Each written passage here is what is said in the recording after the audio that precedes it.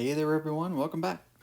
This will be an example using Archimedes' principle to find what percentage of an iceberg's total volume is actually out of the water or above the water's surface. All right, so as you may or may not know, icebergs float in water, but more specifically, there's much more of an iceberg below the water surface than you see above the surface. Okay? If you've seen the movie Titanic, you'll know. So let's draw a typical iceberg. So it might look like this, and then come down, and then maybe go over here and look like all this right there. Okay? So that's my iceberg. The density of ice, as you see in the problem here, is about 917 kilograms per cubic meter. All right, so, density ice, right?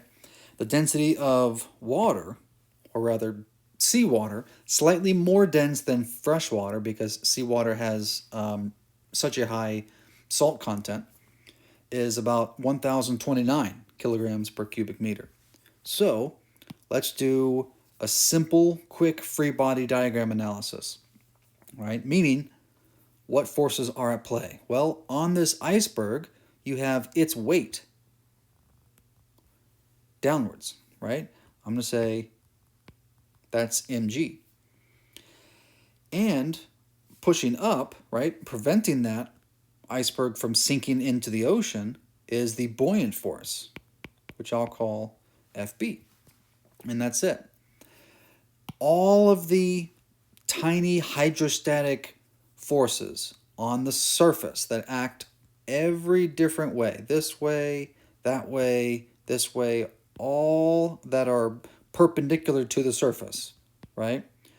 They all act such that their horizontal components cancel out, regardless of what shape the iceberg is, right? So real quick, I'm going to draw a hypothetical hydrostatic force. Well, let's do it in black there.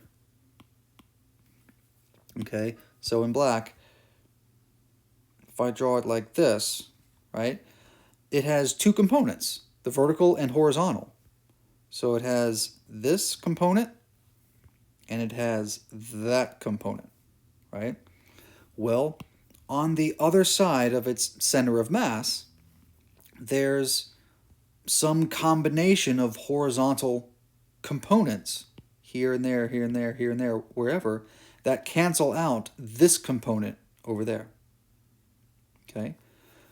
And so the shape of this iceberg does not have to be symmetrical for those horizontal forces to cancel out. The only forces that don't cancel out are the vertical components, right? At every point along the surface, right? Even up here, where the pressures are down, right? It doesn't matter.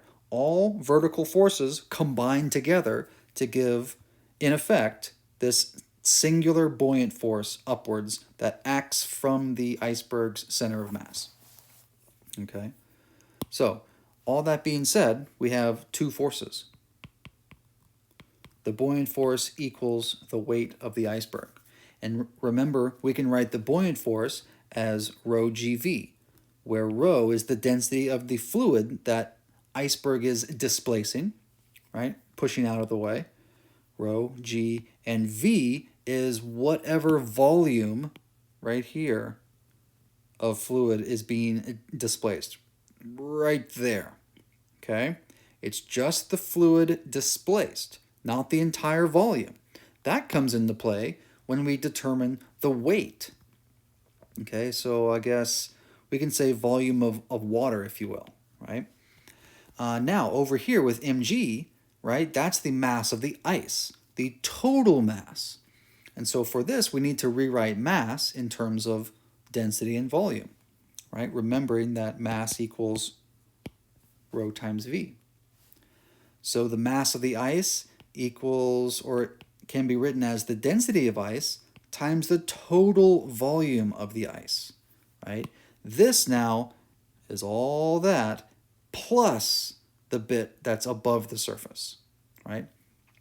It's the entire thing times g, okay? So, as you can see, gravity cancels out.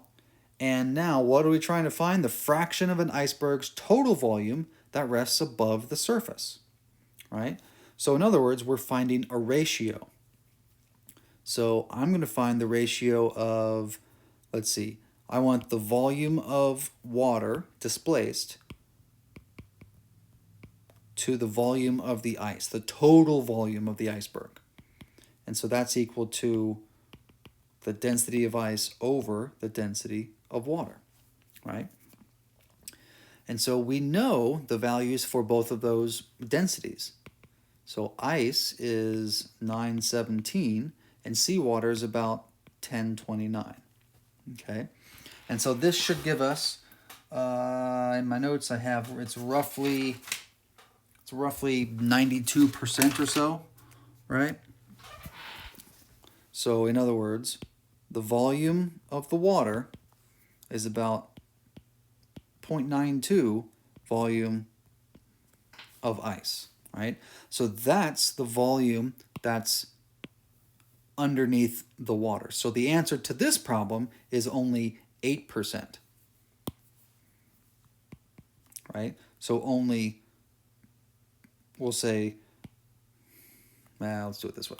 So only 8% of the ice water, or of the iceberg, is above the surface.